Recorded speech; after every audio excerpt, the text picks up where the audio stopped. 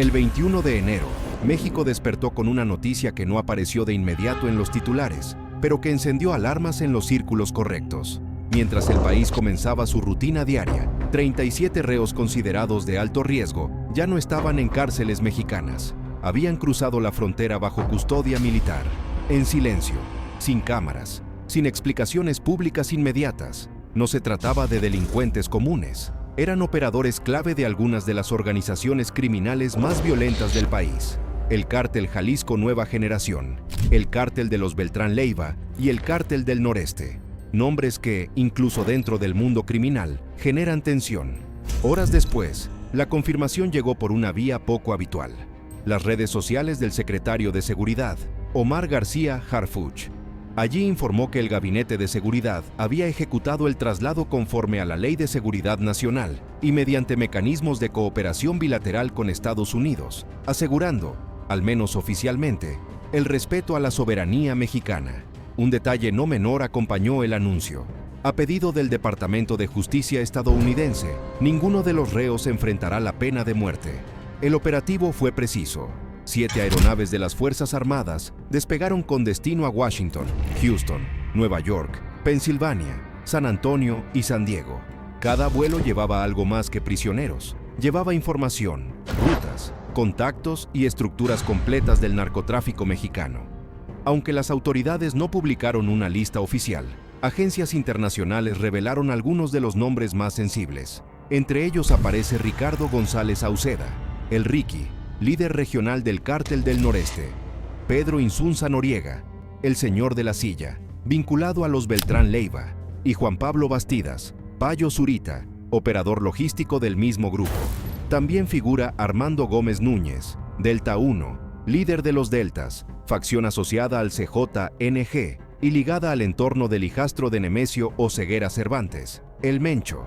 A la lista se suma Daniel Alfredo Blandojo, el Cubano, objetivo prioritario del Federal Bureau of Investigation, y José Luis Sánchez Valencia, el Chalamán, familiar directo de El Mencho. Este movimiento no es aislado. Es la tercera entrega de narcotraficantes de alto impacto durante la administración de la presidenta Claudia Sheinbaum. Con esta operación, ya son 92 criminales enviados a Estados Unidos, en un contexto de presión constante por parte del gobierno de Donald Trump, que insiste en que México no hace lo suficiente contra los cárteles. La pregunta no es solo qué significa esta entrega. La verdadera pregunta es qué información empieza a moverse ahora y a quiénes podría poner en riesgo. Y para entender por qué este traslado no es un hecho aislado, hay que retroceder apenas unos días. Antes de que esos 37 reos cruzaran la frontera, algo se había roto dentro de la estructura del Cártel Jalisco Nueva Generación. Una operación silenciosa permitió a las fuerzas federales ingresar a una propiedad clave, una casa diseñada para no existir en los registros, donde no solo se ocultaba dinero y droga, sino algo mucho más delicado: la sensación de intocabilidad. En ese lugar no se encontró solo efectivo ni cargamentos, se encontró evidencia, rutas, cantidades, movimientos que no estaban pensados para salir jamás a la luz. Cuando se toca una casa vinculada al entorno de Nemesio Oseguera Cervantes, el Mencho, no se toca solo un inmueble, se toca una línea invisible que, durante años, separó al Estado de ciertos territorios y estructuras. Y es ahí donde ambas historias se conectan. Porque después de esa incautación, el mensaje fue claro. Lo que antes parecía imposible, ahora estaba ocurriendo. Y cuando ese mensaje se entiende desde adentro, la reacción no tarda. Las extradiciones masivas no llegan por sorpresa, llegan cuando el equilibrio se rompe y cuando ciertas piezas dejan de ser seguras dentro del país. La casa cayó primero, luego los nombres empezaron a moverse y finalmente los aviones despegaron. Este video no habla de hechos aislados, habla de una secuencia, de cómo una puerta abierta en el lugar equivocado puede desencadenar movimientos que atraviesan fronteras y que todavía no terminaron de mostrarnos todas sus consecuencias. Esa madrugada no cayó una casa, cayó algo mucho más delicado. Se empezó a hablar de una cifra que no se escucha todos los días, ni siquiera en operativos de alto impacto: decenas de millones de dólares en droga, concentrados en un solo punto. Paquetes de cocaína, metanfetamina y fentanilo escondidos detrás de pisos falsos, paredes huecas y bóvedas que no figuraban en ningún plano. Las estimaciones que comenzaron a circular fueron brutales. Se habló de cientos de kilos de droga listos para moverse. Se habló de un valor que rondaría los 80 o 90 millones de dólares, dependiendo del mercado y del destino final. Pero el verdadero impacto no estuvo en la cifra, ni siquiera en la droga. El verdadero impacto estuvo en el mensaje. Porque cuando se toca una propiedad vinculada al Mencho, no se toca un inmueble, se toca una idea. La idea de que existen zonas, estructuras y personas que están fuera del alcance del Estado. Y esa madrugada, por primera vez en mucho tiempo, esa idea empezó a resquebrajarse. La pregunta es inevitable. Si ese lugar concentraba tanto dinero y tanta mercancía, ¿cómo llegaron hasta ahí? ¿Y por qué, cuando entraron, estaba prácticamente vacío?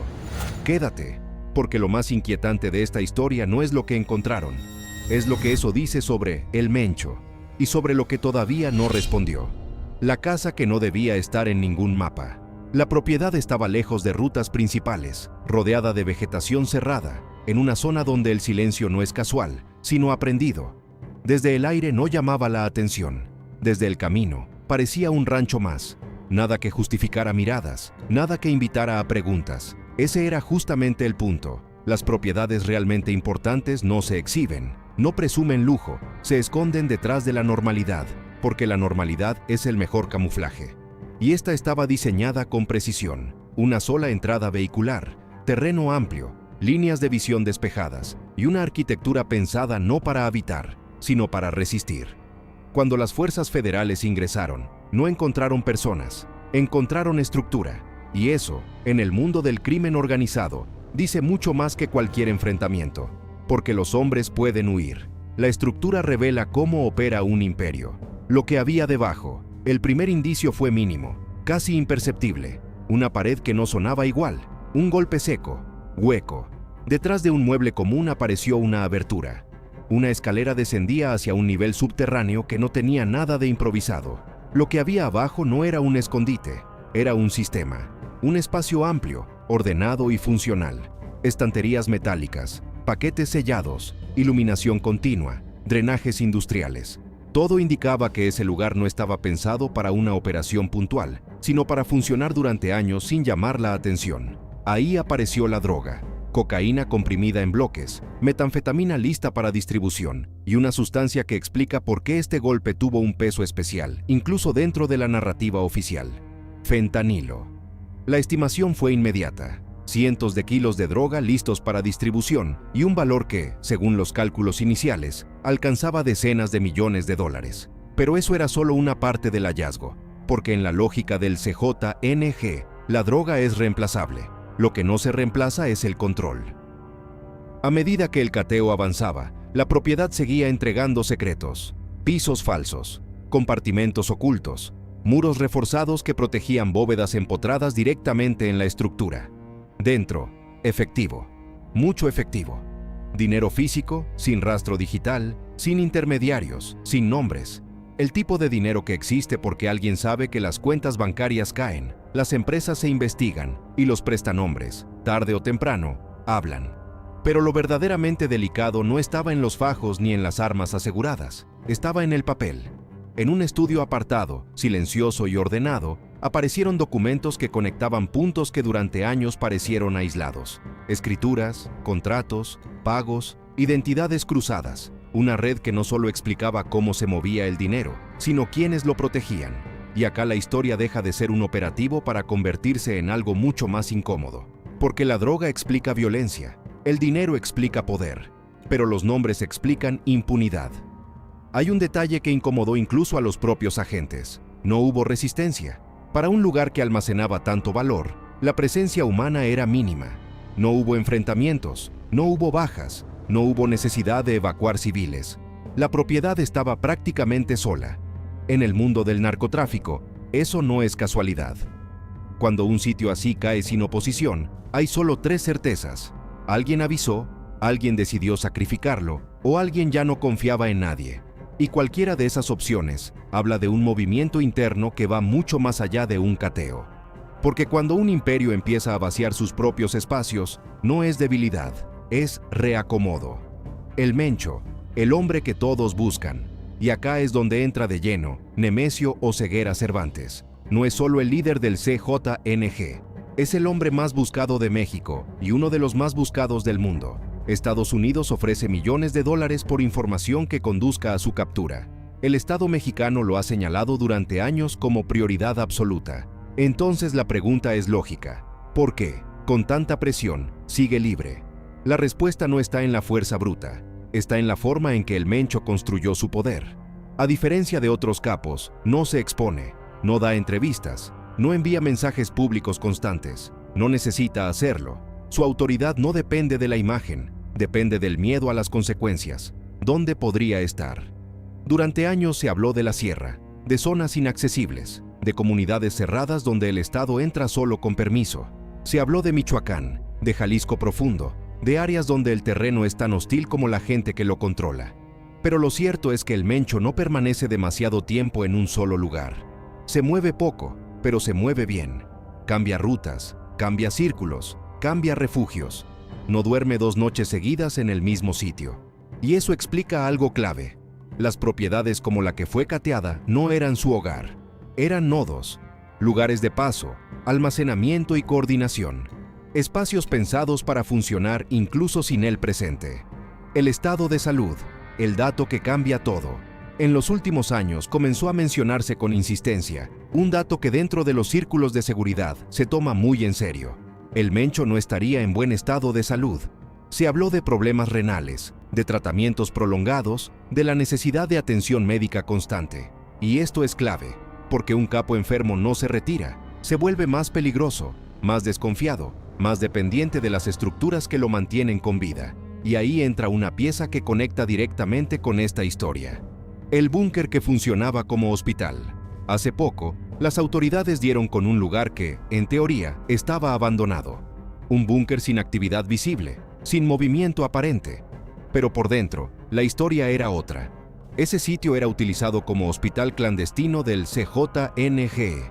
No un consultorio improvisado, un espacio preparado para cirugías, recuperación y atención especializada.